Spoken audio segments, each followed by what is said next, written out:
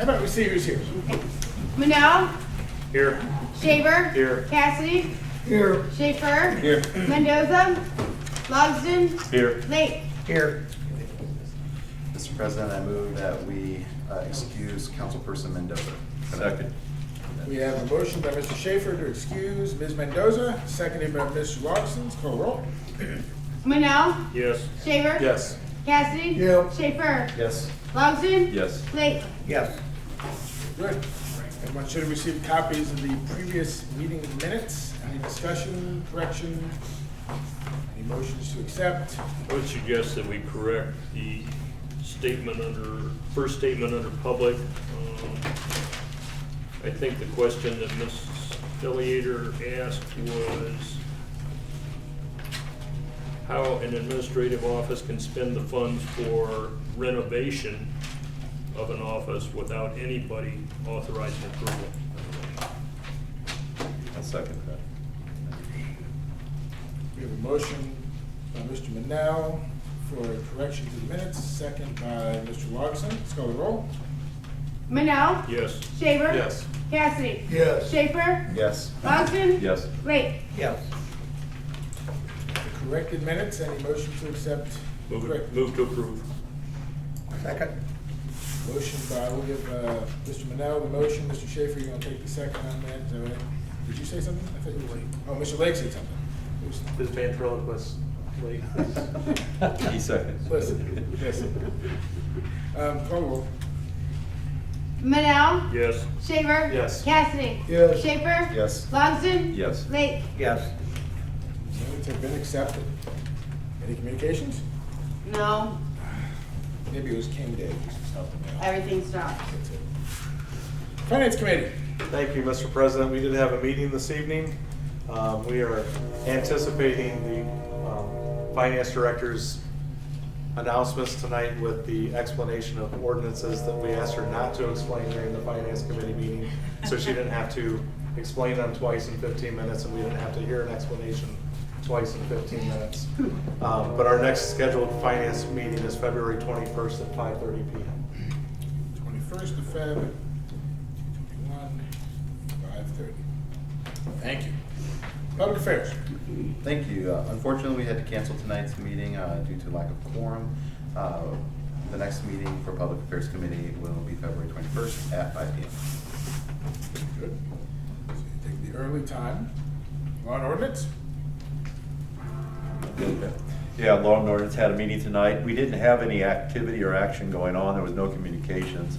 One comment from the public concerning bike path rules out by the reservoirs and electric bikes, motorbikes. Beyond that, though, no other action. So our next meeting is going to be the 21st at 5:15. Thank you. Trying to classify those electric bikes is difficult. Like the old mopeds, except nicer looking. You can do pedal them, but yeah. Mr. Mayor, pleasure to see you. Thank you, Mr. President. So last night was the first in-person Martin Luther King Day Martin Luther King Jr. Day celebration that we've had since COVID in Seneca County over in Tiffin. Mayor of Tiffin, myself attended. It was a very nice ceremony. Glad to be back together. We did celebrate Ms. Joni Pinsky, who has been part of that planning committee for that celebration for the last 20 years, and good to see her again. Haven't seen her for the last couple of years, and just a really nice celebration of Dr. King and his legacy. And the only other thing I have in the old business here, the one that talks about us going into an agreement with the Director of Transportation. This one has to do with the paving project down on Lytle Street, Mid-Block, and South Street that ODOT is doing for the city. We need to have something back to them before February the 7th, which is before our next meeting. So if you could please pass that tonight so we could get that back to ODOT. That is a project that is at no cost to the city and will be done sometime potentially in July of 2023. So that's all I have for tonight. Thank you. Anything for the mayor? Is that project the one where we were talking about the bike lanes going through? No. No? No, this is a separate one. This one is simply the paving from the Hancock-Seneca line east to mid-block. Gotcha. Down mid-block, and then South Street between Wood and Main. Okay. Makes sense. And that's the one that's the first one under old business, correct? Yes, it is. Okay. If we get that back to them, they'll put that out for bid, and then I'll handle everything else from there. Thanks, sir. A few Oh, weeks, sorry. sorry, a few weeks ago, we also had, a lady come in for the SCAT project and talk about that. Do we have any like update on? No, but that is on my agenda to follow up with Mary Habig. Yeah. So that we could continue that conversation, because I know that is something I thought she wanted to try to have accomplished by April or May of this year. Right. So I'll be having those conversations with her. I haven't gotten back to her. We had intended to talk after the first of the year. Yeah, I also heard that other municipalities that are part of that program are, I know they're upgrading our potential, you know, the building and all that kind of stuff, but other municipalities are also charging rent as a part of that project, so it might be an opportunity for us. Yeah, we've had those discussions. I didn't know if you had. Yeah, Okay, we've had those All right. discussions with her. There's a lot of opportunities there. Okay, very good. Okay. Thank you much. Appreciate it. Mr. Clark? Thank you, Mr. President. Two items. The first, in the last piece of legislation in new business, just some clarification. It says establishing the city's of Fostoria's Office of Criminal Justice Service, Police ARPA 257, that's a fund. So it should say fund after 257. What that is it's an ARPA grant for officer retention. So that was applied for under former Chief of Police Keith Moreno, and Chief Wedge has been able to bring that money in-house. And what it is it's a 10% of each officer's base pay, and it's a retention bonus that then they sign on for an additional 18 months as part of that retention bonus. It's all federal funds to help you retain your police force, so that's what that is. I would ask, because obviously we want to get this money to these officers, that be passed emergency time, please. Secondly, you all received a copy of our water test results from December. Followed up at the request of members of the public, we had the water sample collected on December 13th at our intake from the reservoir, and these are the results from that water testing. So, any technical questions in regards to these, I can't answer. Sorry, that's not my degree. There appears to be a couple attachments or reports in the back on the second page below. It just says, results for the following are located in the subcontract report. Is there some other? This is all that I received from actually from Rob. So Rob might have additional attachments. Can you follow up on that? Yeah, he's actually out of country for 3 weeks, but when he returns, I will. Yeah. Okay, yeah, because I think the big piece here, you know, they're talking about pesticides, herbicides, SPOCs, you know, those types of things. Well, those also, every time we turn on our pumps, we are testing for that anyway, for our intake. So if they were present, we would be pumping. So we do test that in-house. You do, okay. As far as testing, as part of the routine at the plant, if I'm not mistaken, and you might need to correct me on this, but there are like hourly tests that are taking samples, taking that water at least every hour or every couple hours. Yes, correct. Bacteria, turbidity, and I forget what other, pH. but that still goes on, just, This is additional testing that was Right. requested as far as looking specifically for anything that might show up as a result for anything upstream. but I just think sometimes the public doesn't understand it. This monitoring is really an ongoing, constant process. I mean, so we have our own in-house, I mean, we have a laboratory right there at the plant that they test. And then every time we do pump into the reservoir, we're testing to make sure the quality of water that we're pumping into the reservoir is suitable. Could we, when you talk to Rob, can you also get a list of what is the acceptable, like, safe limits on here? Because we see what the lower levels are, you know, what the lowest possible level for testing is. But here's just the kind of, like you said, when I look at it too, I'm not technical, I don't know all these details, but we don't know what the limits are. And so if we could take a look at those, that would potentially help us here. Yeah, it's got the lowest measurable or detectable amount. Right. But I just want something that, yeah, this is all below. Like I said, he's out of the country for 3 weeks, so. Yeah. Thank you.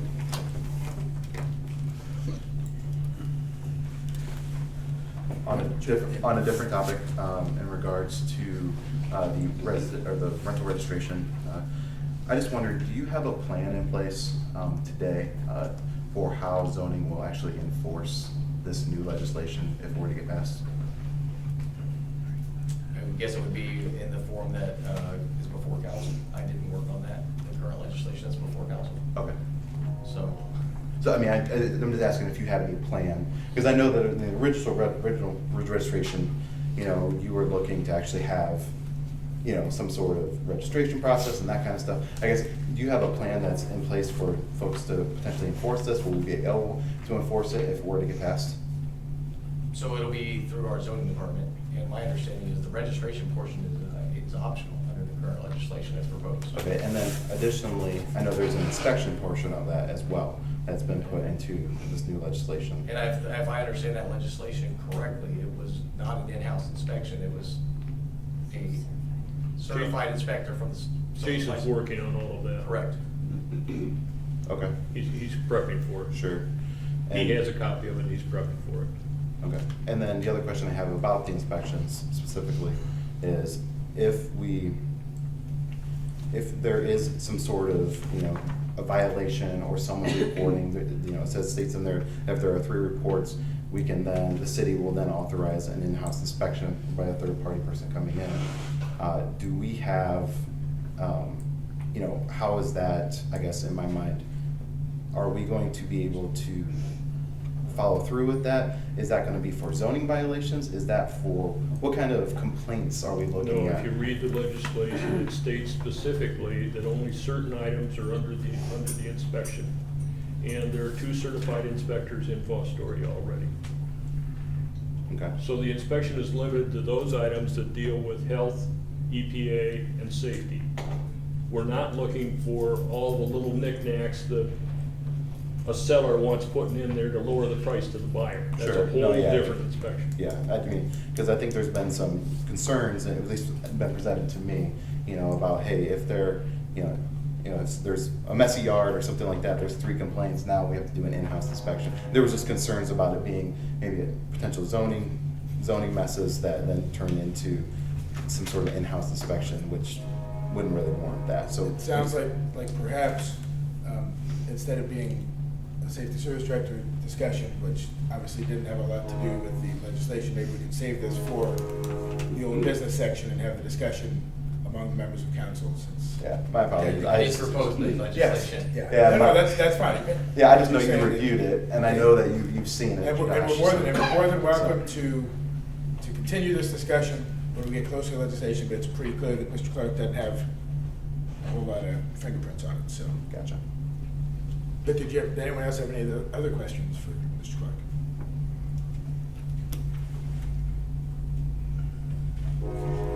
Thank you, sir. Appreciate it. Mr. Kaiser? Thank you. The mayor and safety service director touched on a couple emergencies. I would ask that the resolution and new business regarding the JLB, Joint Ambulance District, be passed as emergency. So the JLB, we currently have, we provide services to the JLB, Joint Ambulance District, that is Jackson and Liberty Townships and the village of Bedsville.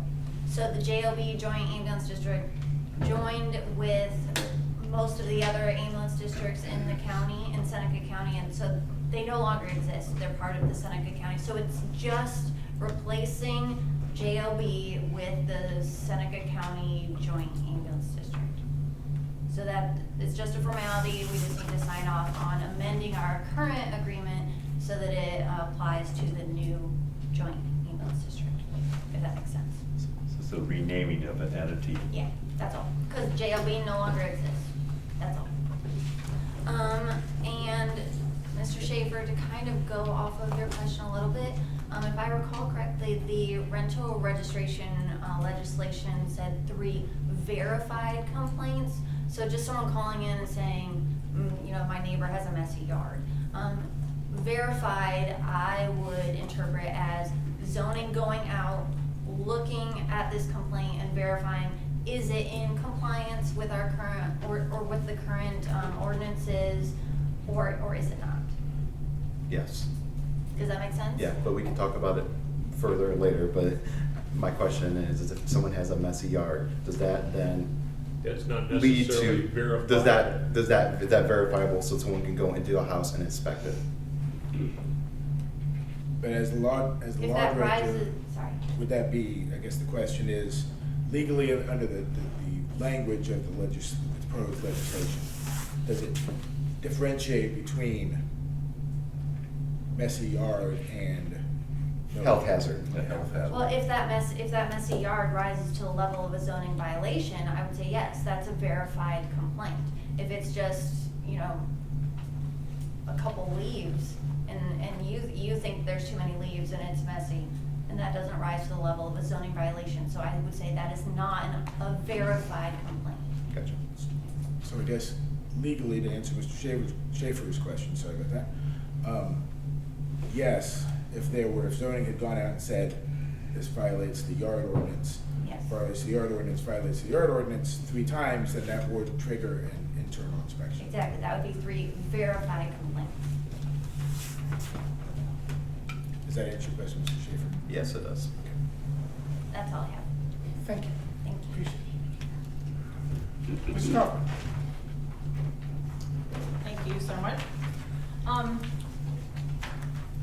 Real quick, for everybody in the public also and the rest of council, we had our fiscal recovery plan this past week, and those documents can be found now on the Fostoria webpage on the auditor site. So if you want to check out last year's appropriations, revenues, the fiscal recovery plan coming up, it is all there, so you can check it out. Okay. In the new business, the first resolution sounds very confusing, and I know it does, as Jill mentioned in our finance meeting. This is just to cross some T's, dot some I's, and to kind of cover us, because during our COVID spending, some of the items that were spent were categorized incorrectly. And so in order to kind of cover us, this is what the Ohio grant people had told me to do. So that's why this is on the agenda, okay? And then just like Josh had said, the last one is just creating this fund. Very simple, but we have to do it. If we were to receive this money without having a fund, it would go into our miscellaneous account, and it would sit there until a fund was actually produced. And also, and it can't be paid out. So no one will get anything until we have a fund. So it's very important we get that fund done. I would like to go ahead and address Ms. Villator, because she had brought up a public comment last week, or 2 weeks ago, about council not knowing about the remodel of the auditor's office. And so I just want to go ahead and kind of address this. That money was within the city income tax fund. It was in our furniture fund. It was meant for a city income tax program that, after coming and weighing pros and cons of taking us off, we are not going off of Rita. So what we did, we had some desks in the office falling apart because they had not been replaced in over 20 some years. So we bought furniture and fixed the office. Okay, so that is where that came, and that was within my scope as the auditor, that I had full ability to do that. So, and I have had a chance to meet with most of council and apologize that I didn't address them each and tell them for the most part that we were going to switch, and I apologize. to most of them, because they did come in and meet with me, so, but that's what it was, okay? Then my last thing here is I want to take a moment just to remind council that payroll decisions and processes come from the auditor's office. If you have questions about payroll, you need to come to the auditor's office and ask myself and or Carla. Going behind our backs and researching outsourcing payroll has brought a lot of distrust for city council and the safety service director for this past week. Payroll is the responsibility of the auditor's office, no matter who holds the position. Even after the finance director is appointed instead of elected, the council will only provide oversight, not run the day-to-day operations of the office. The city did purchase a new payroll program in January of 2020 for $28,200. This program will allow the city to move from paper timesheets to an electronic timekeeping system. I learned about this program during my first meeting with the mayor and safety service director before I accepted the appointment to this position. The supervisors and safety service director were told in October that we would be moving to this new system in 2023. By doing what you did this past week, you had my office very concerned that they were all going to be outsourced and looking up their dates of retirement. I had worked very hard to create a work environment that would have had them staying on past retirement. Now they're looking to retire sooner than we originally expected. And with me leaving this office in the next 6 weeks, if this resolution passes that opens up my position, I'm not sure I can fix this now at this point. Members of council need to respect the office. You don't have to like the person in it, but you should try and work together and communicate. Quit having meetings behind closed doors and trying to run things you're not responsible for. Come into the office, call, text, or email, and do what's best for Fostoria. That's the end of my report. So, Ms. Auditor, does the first resolution need to be passed as an emergency or not? It does not. Does not. Secondly, had you informed council about the payroll program, nobody would have asked any questions. Second, if you look at the webpage for the software program that you ordered, they don't even mention payroll on their website. I don't know that. All I know is it's been sitting there for 3 years and hadn't been touched, and I came in and got it set up. When was it supposed to be implemented? We're trying to get it up this month, but we ran into some kinks with trying to code all of the fire and police, all their different codes. So we're just running into some issues. I'm meeting with her or talking to her on Thursday, and I'm going to have her go ahead and upload the codes as we have it right now, because everything looks good. And if anything needs to be done, we can add new codes. And not only that, I found another city that uses this as their timekeeping and they also do fire and the police, and we can use them as a resource now. Carla will use them from now on to ask these questions if she needs anything else after I'm gone. But I'm going to try to do it as best as I can before I go. Out of curiosity, how many quotes did you get for this system? It was already purchased. I didn't get quotes. What year was it purchased? 2020. So we've gone 2 years with a purchase program that we haven't implemented? Correct. And that's what, we have a few that are sitting there that weren't implemented that I've been trying to get up and Would working. you please provide us with a list of those? Sure, but I have been working with the CMI to get all of the things done and get that training so that I could hand it off to the next person so it's actually usable.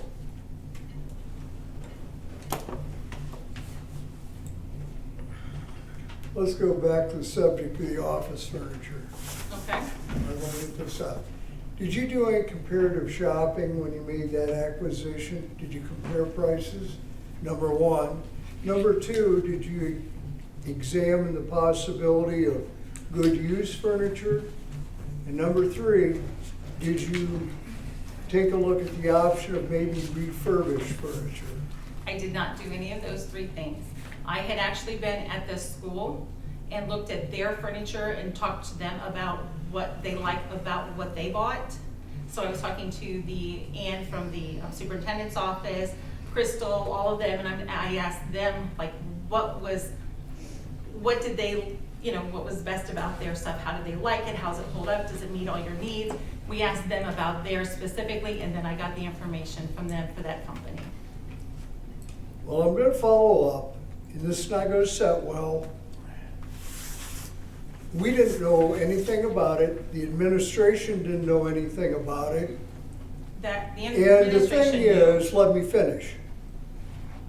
Since about 2016, the city has struggled financially. In 2018, we went under financial emergency.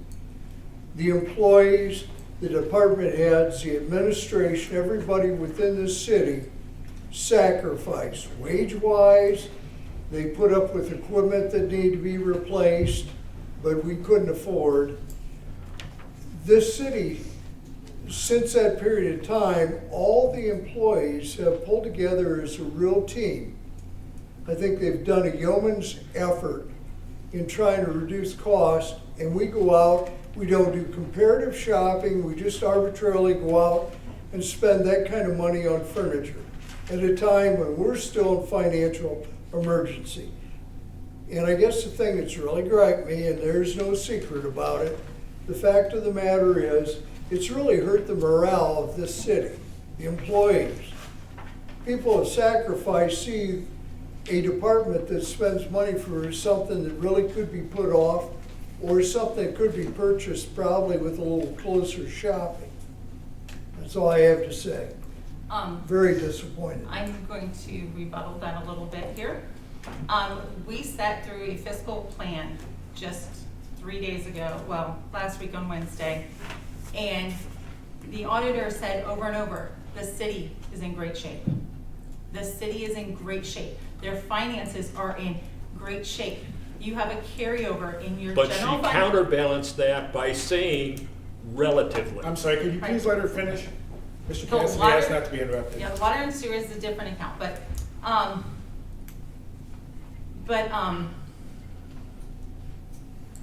sorry, I just lost my train of thought, but the finances though, she said, are in great shape, meaning that we have a carryover of over $7 million. Real quick, the general fund operates over just $9.5 million.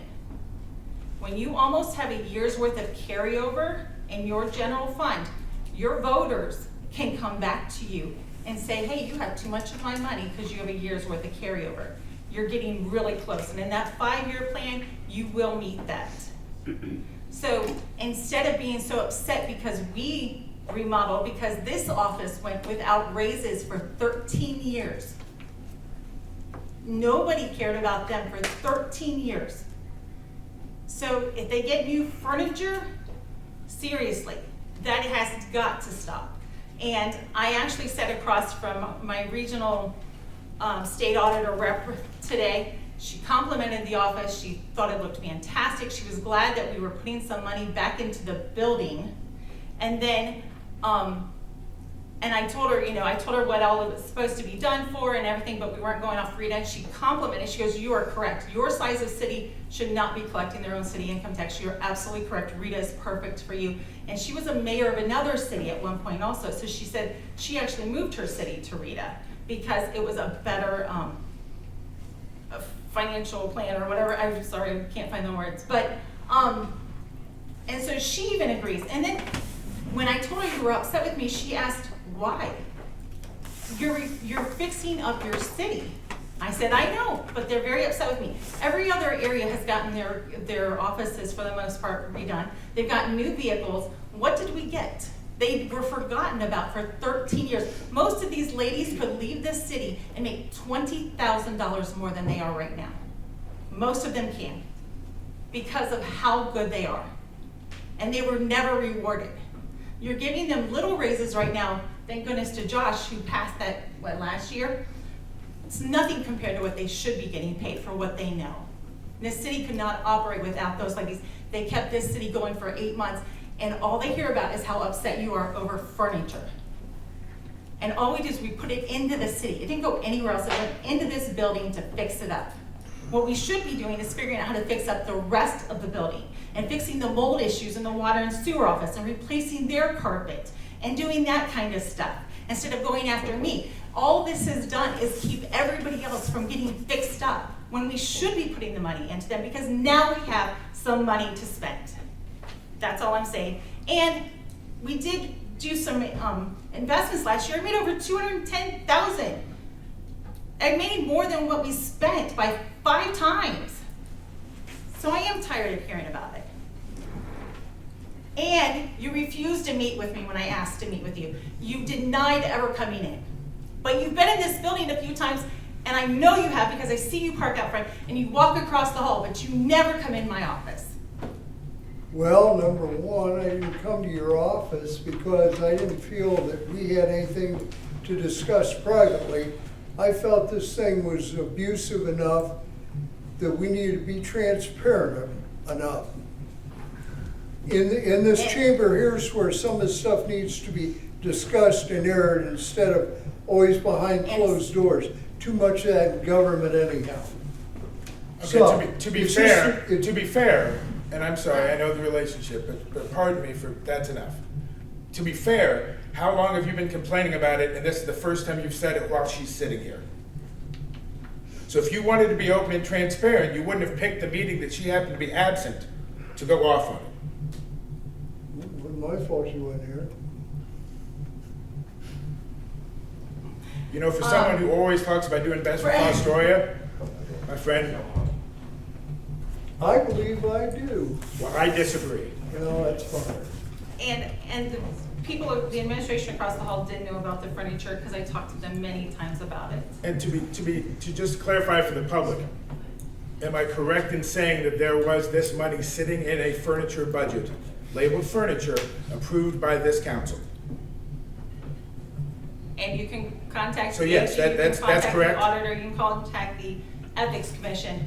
Nothing was But done that is correct. This wrong. body It approved- was absolutely done the way I'm allowed to. And if you want me to follow everybody's budget, who spends it on things that technically it wasn't meant for, we can start doing that. If you want me to be technical, because there are lots of funds that I have to move around that you never know about, but we made room to do other projects that weren't in the plan.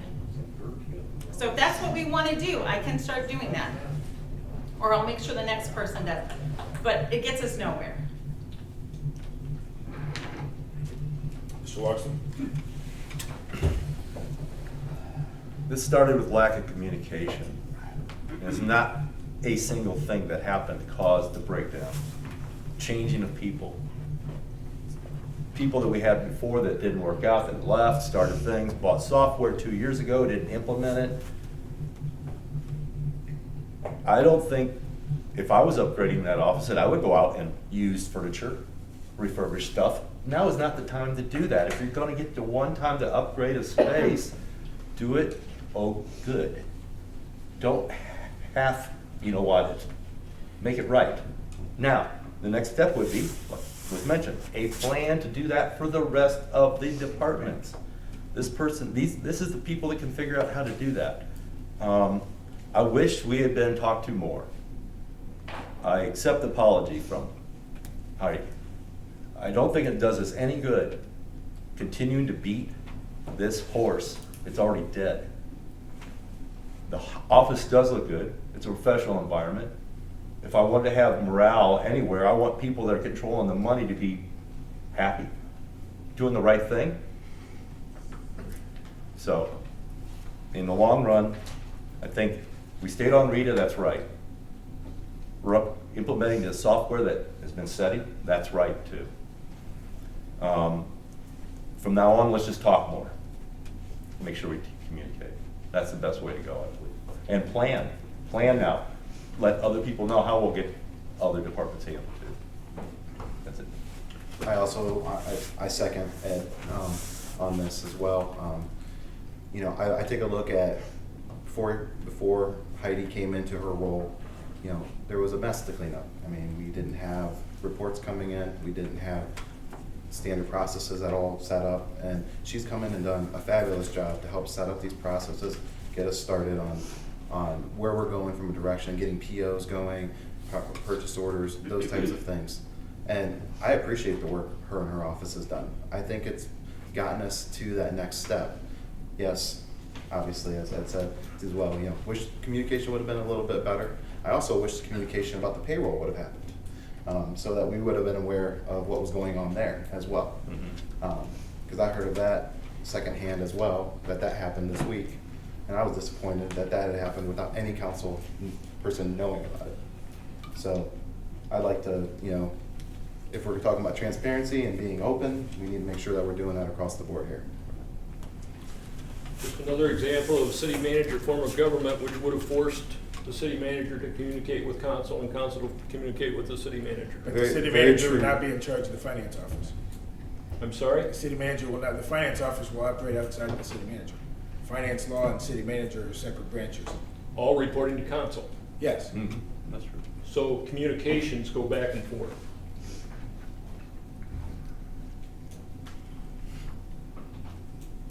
Other finance questions? Thank you, ma'am. Now we have time for members of the public to address council. Please step forward, sign in on the sheet so we know how to spell your name and address, and state your name and address, please. And you'll have 3 entire minutes to talk. The sheet is not necessarily in order of operations unless you want it to be. Jump on up, have a say. Welcome. Good evening. My name is Bill McAllister. I live at 817 South State Route 587, Fostoria. And the reason I'm here tonight is at your last meeting, 2 weeks ago, Ben Nutter from the Sunny Farms dump mentioned my name. And I am coming here tonight just to clarify that I am not an expert in testing of soil and water. My name was mentioned as being there to observe that happened one time about 4 years ago, and I was there just to observe and verify that it did take place. I have no idea if it was done properly, if the samples were taken in the right spot, or what happened to the samples afterwards. So since my name was mentioned at a public meeting, I wanted to come tonight to clarify that and to just defend my name. Thank you. All right. Thank you for the clarification. Thanks for coming in. Good evening. Hey, I'm Randy Nicott, 3368 Golem Road, Fostoria. Real quick, I'm just gonna say this to get this out of the way. How about we spend a little bit of that money and fix up this intercom system in here so everybody can hear? We have it budgeted. It's Okay. in budget. Skip on to your, to the rental issue. I think you guys are finally getting in the right direction on this, but a lot of what I'm reading kind of coincides with the Ohio rules already. It's still kind of, wanting the people to come up and step forward and do the right thing. And we all know, standing here, the good people are going to do the right thing, the bad people are not going to do the right thing. So you're still not getting to where you need to be with this issue. Is you're going to get the good landlords to step up. They're going to take care of their issues. They're going to do what the city wants and whatever. But the ones that this really needs to address, they're going to dodge you. They're not going to do what you have to come up with some kind of plan that's going to force them to get on board, because you can't, again, separate and target and get the good people to do what's needed and then just let the ones that aren't doing it get away with it. And that's all I'm going to say about it. You're going in the right direction, but it's still not where it needs to be. Thank you, Mr. Nicott. Good evening.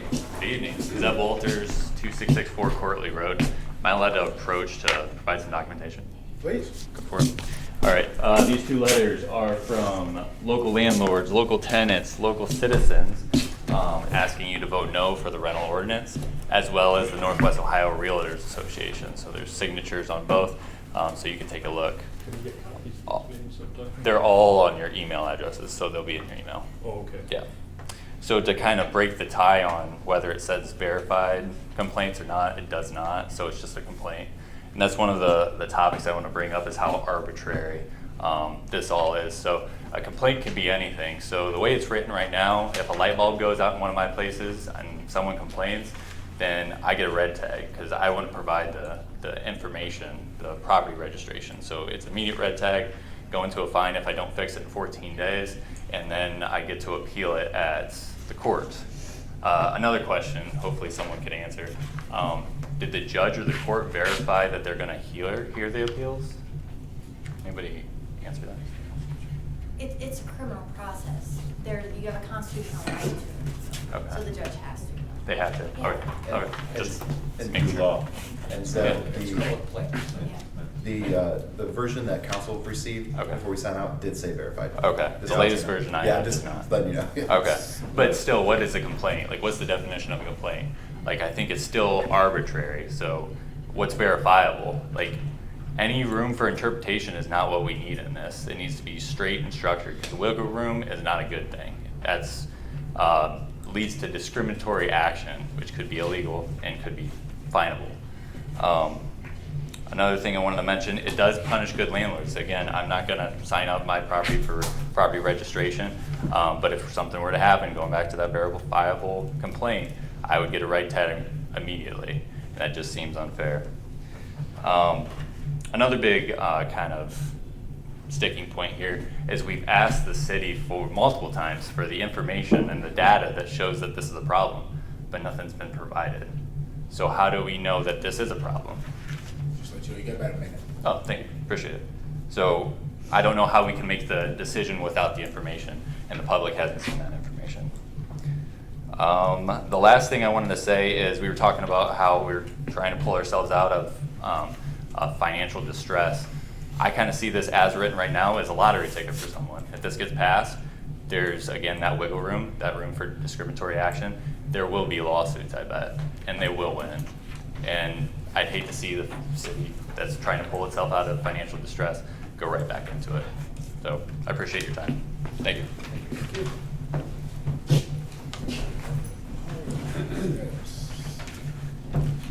Here, Mr. Sayer. Good evening. Bill Sayer, 301 South Main Street.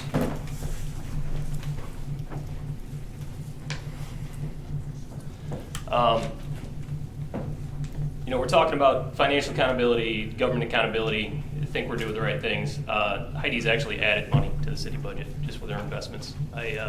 Watching you guys kind of attack her is not acceptable, in my opinion. And you're saying that, you know, you need to financial accountability. I'm staring at council members that doubled the income tax for people who work out of town. So, you know, you doubled the income tax. You've earlier in the last year, I came in and I said that I thought zoning was kind of overstepping its bounds. And my complaint was not zoning. My complaint was that zoning in and of itself was being used to target. The former prosecutor came in here and said, yes, zoning has been used as a political tool in the past.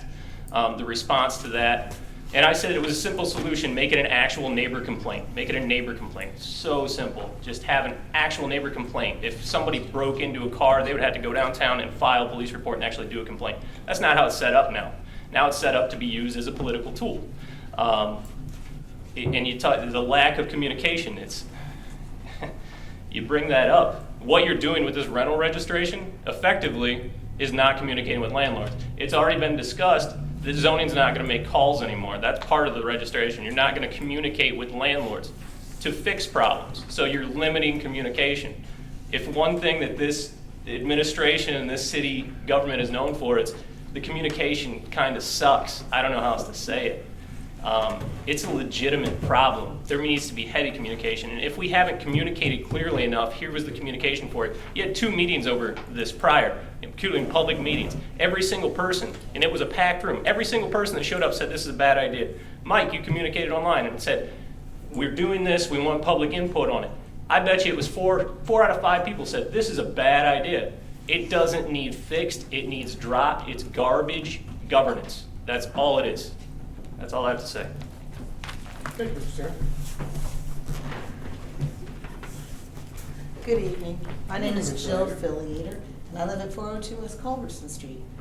I want to talk today a little bit about the office, the managerial concept versus mayor concept.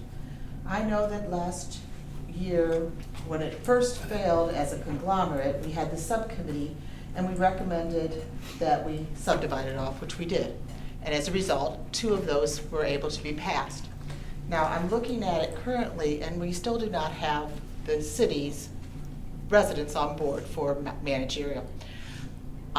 I think it's a good concept. It was explained well to me. However, if we're not getting the residents' support on it and they want to go a different route, we have a charter. We have a charter that the mayoral stuff can be adapted based on my read. Correct me if I'm wrong.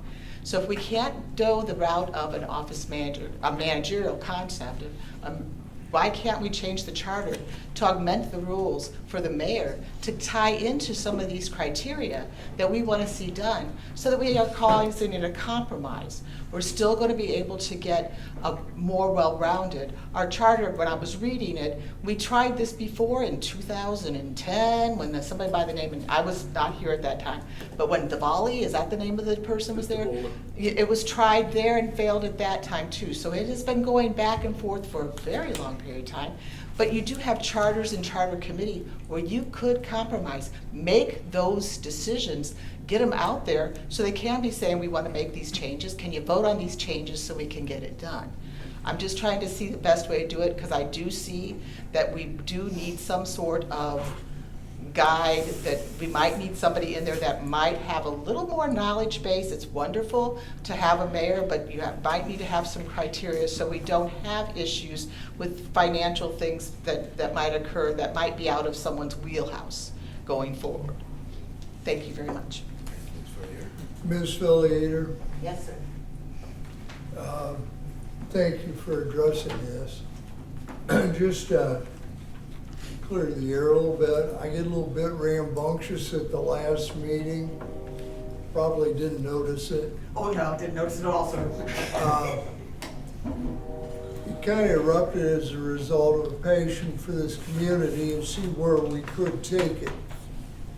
And seeing some of the wonderful things that Mayor Keckler has done the past 12 years, seeing what he inherited when he took the office.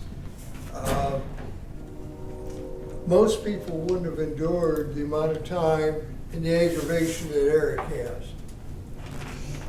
And I guess my motivation on pushing the city manager is the fact that I don't want to see us move Fostoria forward and then take back steps because we elect the wrong guy.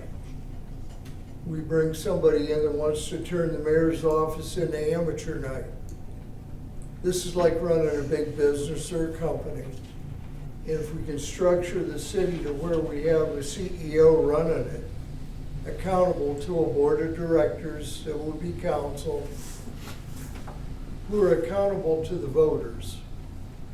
This really gives the voters much more authority and power to control the direction of Fostoria.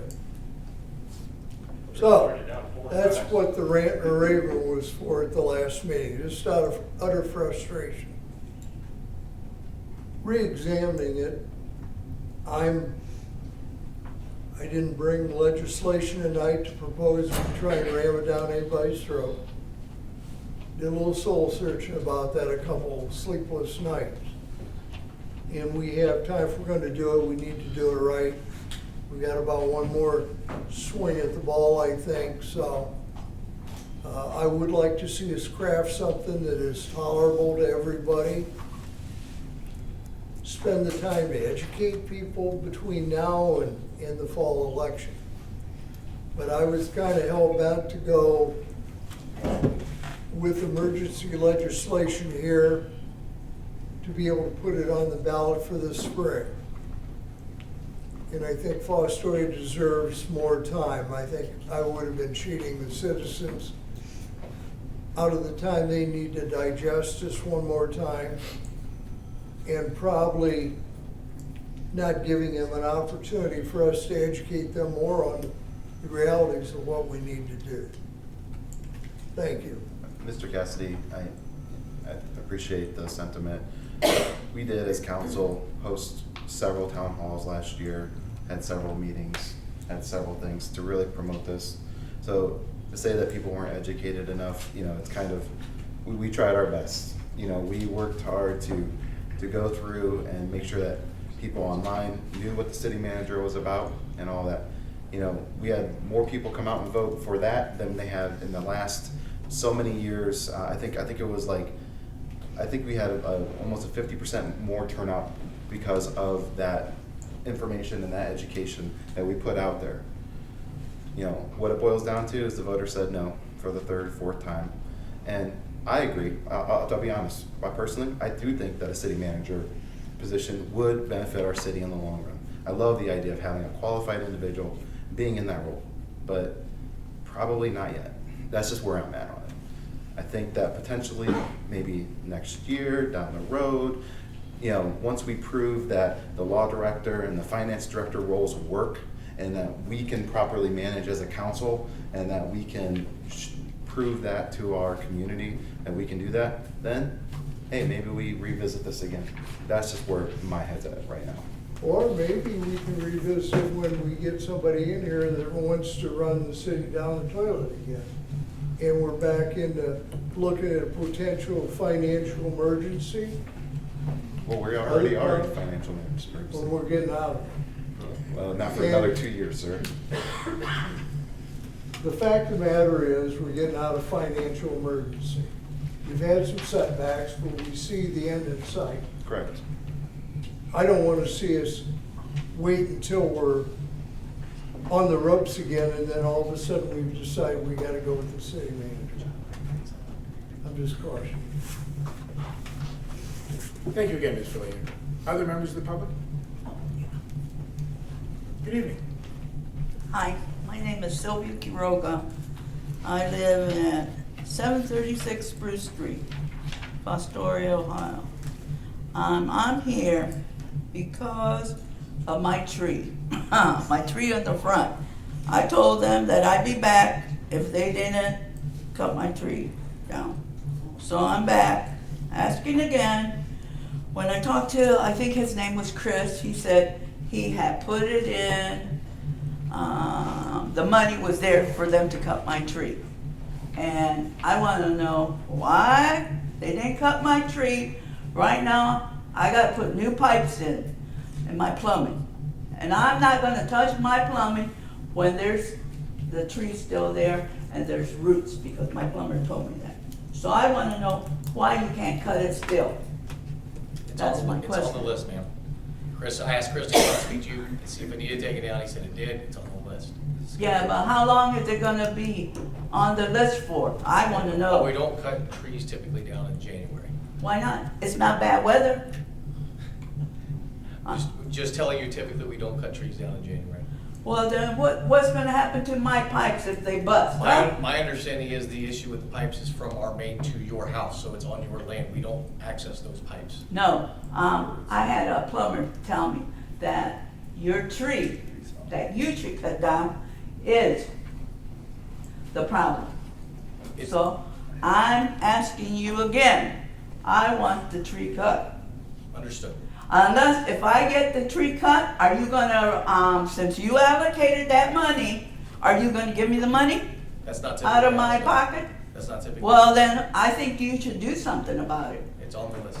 Well, that's all you've been telling me, on the list, on the list, on the list. What else can you do something? Can't you do something? You guys are all council people. Well, I wanna know what you're gonna do. And let me tell you another thing, I want to run for office. I want to know what you got to do to run for office. That's what I want to do, because you know what? You guys give us people the runaround. That's how I feel. I've been coming, and you're supposed to cut my tree. Well, you got the money put forward on the side, and you can't cut my tree? Now, come on, people. You know, you're sitting there, all comfy and everything. I like some answers. What do you say, Mayor? Do you have anything to say about that? I don't, first I realized it's on the list, so it'll get cut down. I had a tree cut down in December, and I was on their list for 6 months. Well, I've been And I there, didn't have, they could not give me a date until they said, okay, I can fit you in. hey, he already put the money So, aside. I know that, yeah, but that doesn't mean that they have that open schedule like mine didn't. So let them have a call and see what we can find out, and then we'll call you. Well, I hope Let's so, find out. because I'll be here I know. every time Bet you to will. tell you about that. Yeah, and I want you to tell me what I have to do to run the office, any of you guys. go I'm to about to- the, I'll explain the whole process Yeah. after the meeting Afterwards? if you want. You can also Yeah. call Yeah, the we Board can. of Elections and they'll give you all the We got information. forms here. to I show even you. have forms I can show Show you. you. Well, So- yeah, I appreciate it. I will Thank you. Put on my Thank you. government teacher hat. Government teacher, thank you. Educated. Well, you got a chalkboard. Best teachable moment yet this week. There you go. We have a whiteboard behind you. We don't need to go Kind there. of comment about that. Revising our charter, to put criteria? Anyways, yes, so, I can't confirm that, we had funds set aside too, and the tree took 6 months. I don't think the city does, the city contracts other people, we don't have our own crew, Yes, right? correct. So, correct. other members of the public? Okay, I thought we were gonna hear about candy. Thank you, everyone, for your involvement and for being here. I appreciate it. Old business? Sure. Whenever you're ready. An ordinance granting consent to the Director of Transportation of the State of Ohio and authorizing the mayor on behalf of the City of Fostoria, Ohio, hereinafter referred to as the Local Public Agency, LPA, to enter into contracts with the Director of Transportation necessary to complete described pavement repair projects, and declaring emergency to exist. I don't Mr. know what I President, said. move to suspend the 3 reading rule on 3 separate occasions. Second. Move to suspend the 3 reading rule by Mr. Lake, second by Mr. Logston. Let's call the roll. Manel? Yes. Shaver? Yes. Cassidy? Yes. Schaefer? Yes. Logston? Yes. Lake? Yes. The rule has been suspended. Move to adopt. Second. Move to adopt by Mr. Cassidy, second by Mr. Shaver. Let's call the roll. Manel? Yes. Shaver? Yes. Cassidy? Yes. Schaefer? Yes. Logston? Yes. Lake? Yes. Ordinance number 2023-4 will enable ODOT to start the project on Lytle Street, not Lytle, mid-block and this and up to the end. Excellent. Love roads. Use them all the time. Next, please. An ordinance enacting new chapter 1357 of the codified ordinances of the City of Fostoria, Ohio, entitled Registration of Rental Property. Mr. President, I have a motion to amend the proposed legislation of chapter 1357 titled Registration of Rental Properties by removing sections 1357.03, .04, .06, .07, .08, .09, as these sections have nothing to do with residential registration. Would you repeat those, please? .03, .04, Wait. Start at the top. What is the initial, what comes before the dot? 1357, the proposed chapter. Okay, you're talking about deleting what? .03, .04, .06, .07, .08, .09. Since none of those sections have anything to do with the registration process.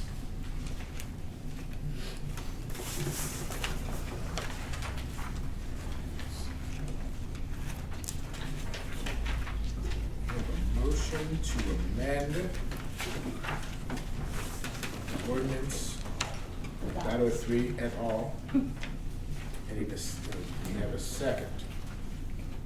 I think they're working. That's fine. I will wait.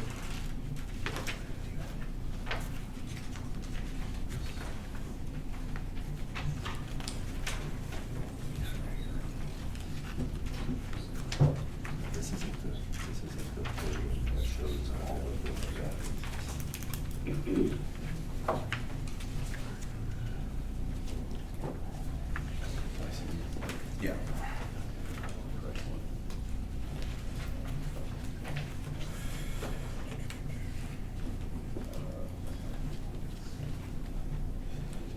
basically leaving this section.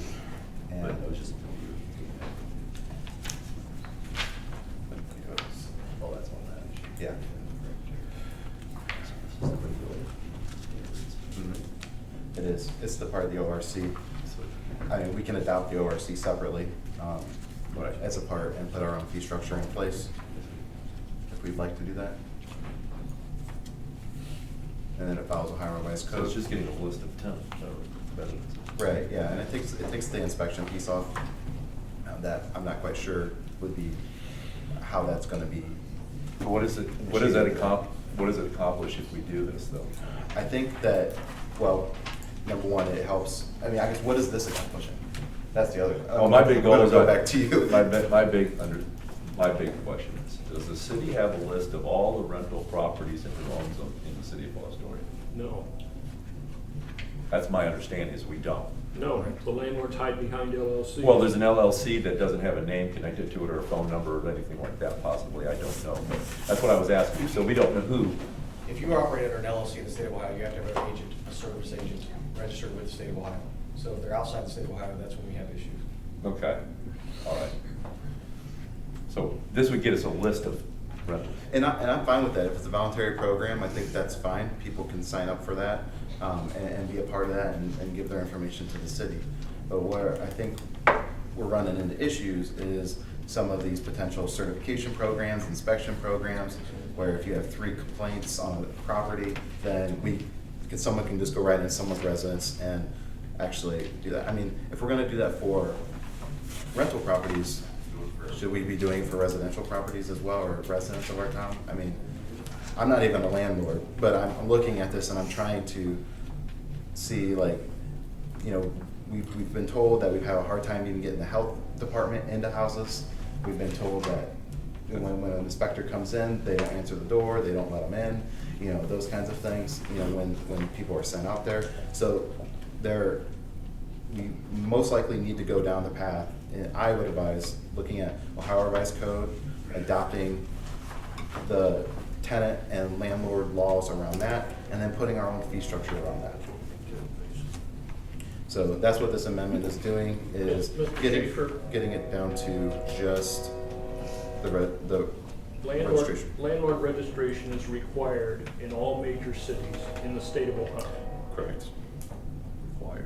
Required, mandatory. Mandatory. Yeah. If you lived in Toledo, it's mandatory. If you live in Cincinnati or Columbus or Cleveland, it's mandatory. Akron or Canton, it's mandatory. The law does not extend to smaller cities, so we have to draft our own legislation. We have worked very hard listening to the complaints to draft a legislation that is voluntary. We're giving the landlords the option with a caveat. We're moving in the right direction, as Mr. Endicott said, but if you delete all of these sections that you're deleting, then we have no code. All we're doing is codifying Ohio Revised Code, which is necessary, but it doesn't get the job done. And Mr. Manel, I mean, respectfully, we've been told, we've had this room filled, we've had hearings, I'm getting messages online from people left and right, people saying, no, don't do this. And so I'm listening to the feedback that I'm getting from constituents. That feedback was primarily directed at the first legislation, which has been dramatically changed. Well, yeah, but I've also received feedback since our last meeting and since our last post. So my question is, has everybody that sent you an email read the legislation? The new one. The new legislation. Have they read it? The people who signed the document read it, so there's over 100, and they own more than a few $1 million of real estate in here, in this town. I read it, and I didn't even sign that letter. And there was tenants who signed it. No, I just make sure people got the right information, because I had someone call that asked me, and I said, well, wait a minute, you're referring to the previous proposal, not the current one. So I emailed them the new one, because they didn't have it, and that was only this past week, so. I mean, I get that, you want information, like you want the right information. Yeah, That's don't. kind of what we're asking, like, where's the information that justifies this? Like, how do we know it's not primary resident, and like, that it really caused the problem? I would, as a minimum, like the city, to have a list of who owns what is being rented in town. How do you know what's going on? How do you manage things? But what if that's only 3 properties in the town? Only 3 properties? I heard half of the town is rented. Well, no, that are out of state, that are the properties. No, I don't care where you live, who owns it, who's renting, that's all. And it's Oh, private information, but the city should know it. No, it's county information, actually. No, the city, this is city properties, city, in the city of Fostoria, aren't we Yeah, that's talking about county city? information. You just gotta look it up on the county website, it has the owner right on it. Yeah, like every. Yeah, LLC, Texas something, Plano, whatever, and now I don't know her name, I have the phone number. And then Secretary of State searching it, you got the person, there you go. That's But real the person easy. that you have is not necessarily the owner, it's the registered agent, who is the owner's attorney. But how many properties is that the case in Fostoria? Minimal. We don't know that answer. Hundreds probably. Probably. Hundreds. Probably Not I can just sure. look around, and I'm from here, I moved here 5 years ago, and I can tell you that it looks like half the place is trashed. Right, primary residence too. It's trash, and then being on the health department and seeing pictures of the insides of these places you say we can't get into, but we do. I've got pictures and I'm saying, somebody's renting this to people to live in? It's horrible. It doesn't have sewer, doesn't have running water, it's loaded full of garbage, dead animals. It's disgusting. And the fact that people want to just let it go, I mean, as a minimum, as a city to manage anything, you should have a list of what's rented in the town. And somebody was worried about classification or concerned with that information being private. Should be private, should be a list that's for the city to, so if there is an emergency with the police or the fire, they at least know who to contact or something. Ed, this is the first information that I've heard about, or that I haven't heard. What I've been told is that we've had issues getting the health department into houses. People, they go to the house and people won't answer, they won't let them in. This is what I've been told, and so. That's true, that's true. And so, They'll lock the door. but, we haven't seen any images, we haven't seen any pictures, we don't know what the severity of this really is. And so, for us, and for a lot of times, it's hard for me to make a decision to say, is this for the well-being of Fostoria, when I'm also hearing that everyone I've talked to has said, no, don't do this. So it's. And I normally don't butt in on discussions, I know the lights and items are spicy. Sure. But I think until you sit there with affected individuals, as I am blessed to work with kids who sit there and say, we heat our home based off of the stove working because the heater won't work. And I say, well, why don't you say something to the landlord? I have. Well, why don't you report it? He says he'll kick us out. And this is not a singular occurrence. This is several times annually. That there are students who come in. I have one that over break. There's a water pipe broke in their house. They had water damage. They can't find another place. The landlord is blaming them and charging them for the water pipe burst. And I said, well, why don't you do these steps that are available to you for legal remedy? And they said, because then we'll get blacklisted and no one will rent to us. It's a major problem. Is a major problem. There was a listing on Zillow that we were looking up, and it says this house has been rented, but the furnace doesn't work. They say they just use space heaters. And it was right there on the real estate listing. Not far from the Doesn't the auditor site prove who the owner of the property is? So it is something that is, and it may be only a couple of specific landlords. Maybe I honestly don't know, but I'd like to know. I'd like to know that people in town at least have. Again, we're from Columbus, and we used to rent properties in Columbus, and everyone down there knows their remedies. They know about escrow. They know legally what can be done and can't be done as far as on the tenant side. Our tenants, our citizens here, tend to either not know it or feel too weak to do anything about it. And anything we can do to empower them so that I don't have another kid come in talking about how they're living in unsafe conditions, but their parents feel there's nothing they can do about it. That's, when the rubber hits the road, that's what it's about for me. I have no vote, but just wanted to express that. Other discussion on, we have a second for the amendment. Seeing no second, the amendment dropped. This discussion, can you read that? Yeah, I did. Okay, so we did a second reading. There was a second reading of that? Yep. And discuss more or whatever. Next one, please. An ordinance enacting the approved charter amendment to Fostoria City Charter, Article 5, Section 5.02, entitled Director of Finance, abolishing the elected position of Director of Finance and creating the position of Director of Finance to be appointed by the City of Fostoria City Council and declaring an emergency to exist. That is the second reading. Mr. President, I'd like to make an amendment to the ordinance. Okay. I would like to remove the second paragraph, the second whereas paragraph that states, the approved amendment provides the Director of Finance shall meet the qualifications as described in the job description, which to be developed by City Council, the Director of Finance, and shall be appointed by City Council by majority of vote for indefinite term. Now, I want to replace that with this following text. Whereas the approved amendment provides the Director of Finance shall meet the qualifications as described in the job description which is developed by City Council. Whereas the current acting Director of Finance for the City of Fostoria shall be appointed as the newly defined Director of Finance role as an at-will employee reporting to City Council.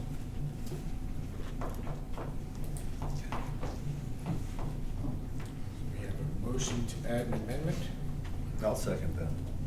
A second by Mr. Logston. Any discussion? I'm not sure that should be in the ordinance. The appointment is, first you have to enact the ordinance, making it now unappointed. Then the appointment is just by majority vote. We shouldn't be appointing someone in the ordinance itself that is just effectuating. I guess my a point is, past- I don't want to lose good talent in our city, okay? And so where I'm at is I'm trying to develop this ordinance in a way that we are keeping the good talent that we've got started with the finance director and the law director. And so what I'm trying to do is two birds with one stone and remove this piece here where it says it's abolishing everything. And hey, we're staying the way it is today, and we're going to keep people in their positions and as we move to an appointed position. We just can't skip over steps like that, because it's not an appointed position until this ordinance is passed. All So we're you doing need- in this ordinance is codifying what the voters voted on. So if you want to do that, then you just pass the ordinance and then make a motion to appoint Okay. whoever you want to appoint.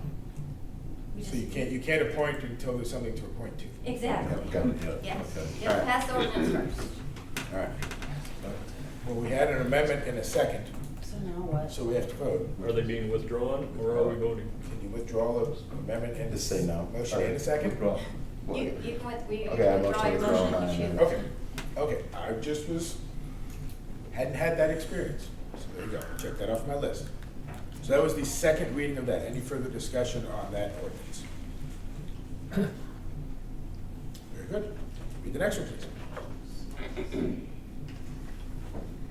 An ordinance enacting the approved charter amendment to Fostoria City Charter, Article 5, Section 5.01, entitled Director of Law, abolishing the elected position of Director of Law, and creating the position of Director of Law to be appointed by the City of Fostoria City Council, and declaring an emergency to exist. That is the second reading of that ordinance. Mr. President, I'd like to make an amendment. We need to add in to this ordinance so that it is the same as the finance director's ordinance, so that it says, whereas the approved amendment provides the law director shall meet the qualifications described in the job description that is to be developed by City Council. So these ordinances are just mirroring the approved amendments. The approved amendment for law director doesn't set forth the qualifications, because the only qualification for law director is that you're admitted to the Ohio Bar. The other challenge is that the majority of the law director's job description is codified under Ohio Revised Code, whereas the finance director's is not. That section is not included in that ordinance because it's not included in the amendment that was approved. Okay. Yeah, these ordinances, the language comes directly from the approved. The original amendment that people voted on. Exactly, the Gotcha. amendments I that were gotcha. approved by the voters. Okay. I withdraw my amendment.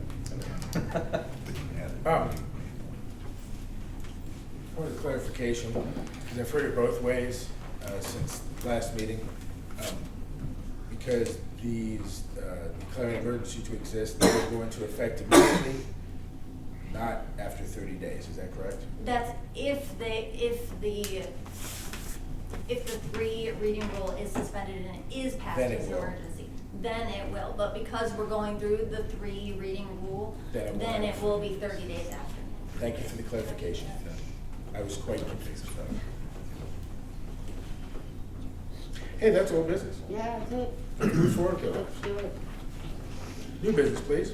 A resolution declaring the services of the Fostoria Police Division and the Fostoria Fire Division from March 1st, 2020 to December 31st, 2021 to be substantially dedicated to mitigating and or responding to the COVID-19 public health emergency in the city of Fostoria's efforts to protect and preserve the health and safety of the citizens of the city of Fostoria and declaring an emergency to exist. That was exhausting. That was the first reading of that. 3 read. Next one, please. Okay. A resolution authorizing the mayor on behalf of the city of Fostoria, Ohio to enter into an amendment of January 1st, 2019 agreement with JLB, Joint Ambulance District, and declaring an emergency to exist. Make a motion, we waive the 3 readings on 3 separate occasions. Second. Motion to waive the 3 reading rule by Mr. Logston, second by Mr. Lake. Let's call the roll. Manel? Yes. Shaver? Yes. Cassidy? Yes. Schaefer? Yes. Logston? Yes. Lake? Yes. That rule has been waived. Move to adopt. Second. Motion to adopt by Mr. Lake, second by Mr. Logston. Let's call the roll. Manel? Yes. Shaver? Yes. Cassidy? Yes. Schaefer? Yes. Logston? Yes. Lake? Yes. That becomes resolution 2023-5. We can get the white hat out and change that name. Congratulations.